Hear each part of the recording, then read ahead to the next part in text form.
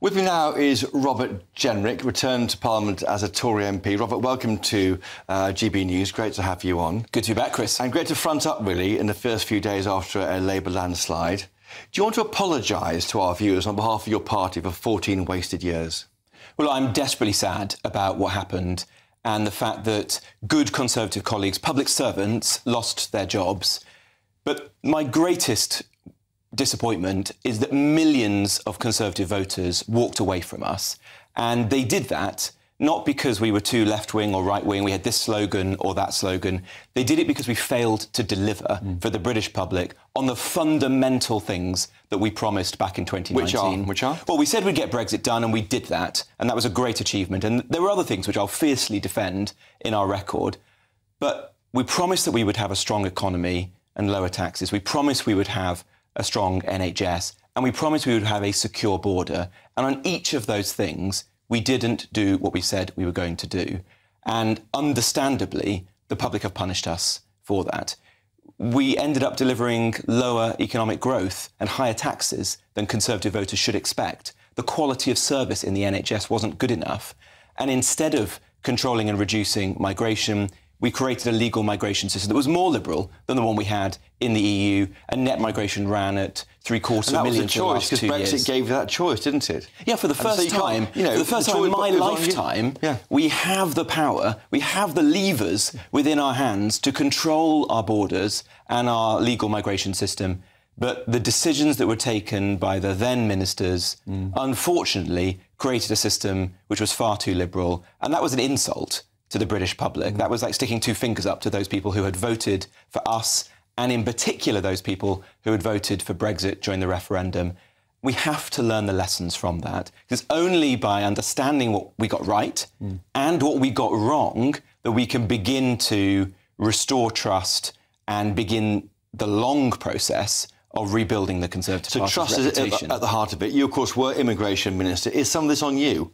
I think it's on all of us. You know, politics ultimately is a team game, and I'm not in the business of blaming this person or that. We all bear our share of responsibility. I did set out very clearly my views on immigration, and I resigned from the Cabinet because I had profound disagreements with the Prime Minister at the time on that. But that is essentially in the past now. I'm not, as I say, in the business of blaming people. I care about the future of the party. I joined this party aged 16. I was there in 1997 in Wolverhampton, where there were not many Conservatives, trust me. I want to see it succeed. I believe it can do. But we can only begin to do that if we have a proper diagnosis of the problem and of what went wrong. That's why I'm on your programme, Chris. That's the conversation I'm trying to start now in the Conservative Party and in the country. If we can do that, and if we can ultimately be a more serious party, one which is willing to do the difficult things. You know, on immigration, we said we're going to do whatever it takes. We didn't do whatever it takes. You know, and I, along with colleagues, put forward amendments to the Rwanda bill, which would have made it the robust deterrent that it should have been.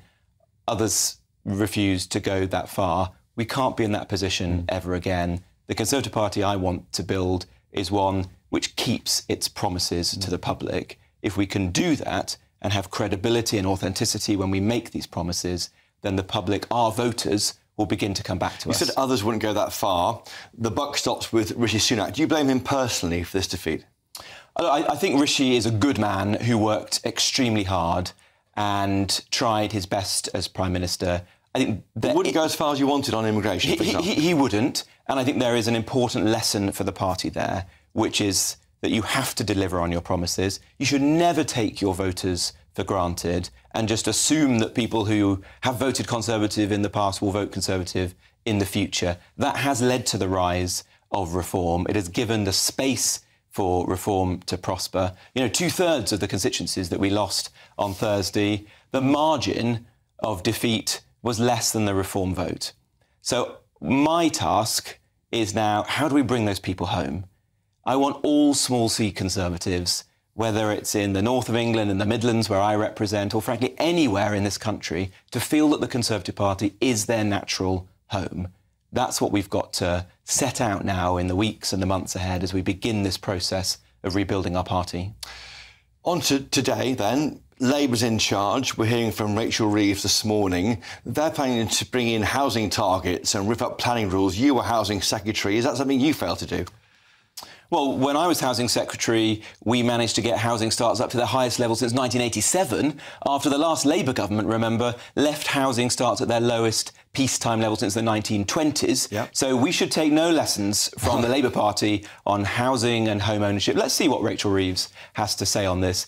I don't think you can begin to fix the housing crisis unless you tackle the migration crisis. Because remember, you'd have to be building a new home in this country every 5 minutes, day and night, 365 days a year, merely to keep up with the number of people who are arriving. That's legally arriving. Legally arriving. That's not even the illegal migrants. And during the campaign, we learnt from Angela Rayner that she wants to build social houses purely for refugees and illegal migrants, rather than for British people and our children and grandchildren, which seems a very strange priority to me. What we as Conservatives stand for is home ownership, is helping the next generation onto the housing ladder. But we don't want to ruin our beautiful countryside. No. I believe you can do that by focusing those homes in the big urban areas of this country. Let's wait and see if that's the approach of That's the tension, though, isn't it? People don't like new homes near them if they're not appropriate homes, do they? I mean, is it wrong to be a NIMBY nowadays?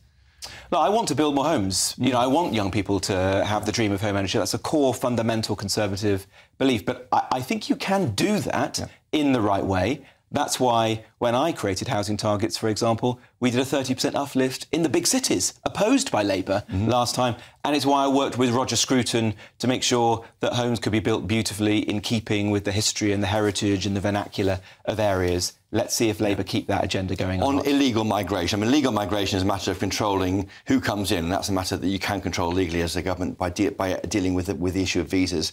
Illegal migration, Labour's answer: Rwanda is now dead and buried. They're going to build a new border command. Look, I was not surprised, but very, very frustrated that the first act of this incoming Labour government was to scrap the only credible deterrent that we have, the Rwanda policy. It was deterring a bit, wasn't it? We saw evidence in Ireland. It was. We saw it in Ireland. We've seen it anecdotally through what journalists like yourself are hearing in the camps in northern France. Keir Starmer has essentially surrendered to the people smuggling gangs. He has said it's open season now to come to the UK. We have no deterrent. We have no way of removing you. Come here. And I confidently predict, and I don't do this with any pleasure, that this summer we'll see a huge number, a record number of small boat arrivals, and it will be because of the intervention, the first thing that this incoming Labour government has done, which is to scrap our deterrent. And the policy that they've announced is hopelessly naive. Instead of having a deterrent, they said they're going to create some new border command. It might work, though. It seems to be replicating what we already have. You know, Yvette Cooper said she's going to hire a leading military figure to run this. Well, we already have one.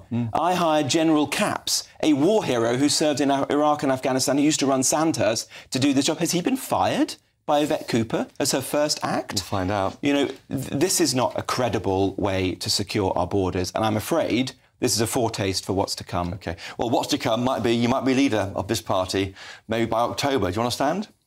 I honestly think this is just a few days since we've suffered this devastating defeat. Look, I'm sure there will come time for discussing things like that in the future, but I think that's a self-indulgent argument to have today. What I am interested in is ideas and principles, not individuals and personalities.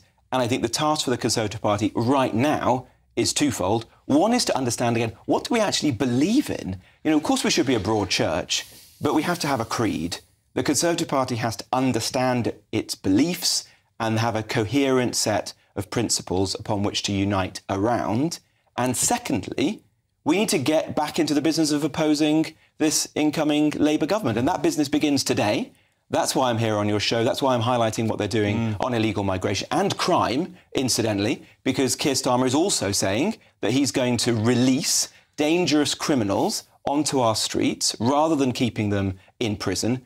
There's a job to do for us now. He's not saying that. He's saying not everyone should be in prison, not saying the dangerous ones shouldn't be in prison. He's saying that he'll... Oh, so he'll release the ones that he considers are not dangerous. Well, there's a reason that they're in prison, Chris. That's because they are criminals. And he's just hired a prisons minister who is on the record saying that he wants to have very low... Only a third should definitely be there. Just to very briefly, on what you think conservatism is, just the idea of it. What is it in your world? What is a Tory? Well, as somebody who believes in secure borders, in our sovereignty, in low taxes, in the family, in strong defence, those are the sorts of principles we need to unite around. As I say, there's a long history of the Conservative Party being a big tent, but it's got to be a strong tent. It's got to be a broad church with a creed, something we can unite around. That's what I hope to play a part in. And just very finally, briefly, is the answer Boris Johnson? Is his time been and gone, Robert Jenrick? I think Boris is one of our most brilliant Conservatives. I said during the campaign that he should come back, and he did, albeit at the very last minute. I would be very happy to see Boris back actively involved in the Conservative Party. Indeed, I'd be happy to see him in Parliament. This is a moment in which all of the strongest players need to be on the pitch. The Conservative Party's got to rally around, rebuild our party, and if Boris wants to be part of that, I'd be delighted. And just finally, working with you want to get Reform supporters on side, does that mean you'll be working with Nigel Farage in Parliament? Look, I respect Nigel.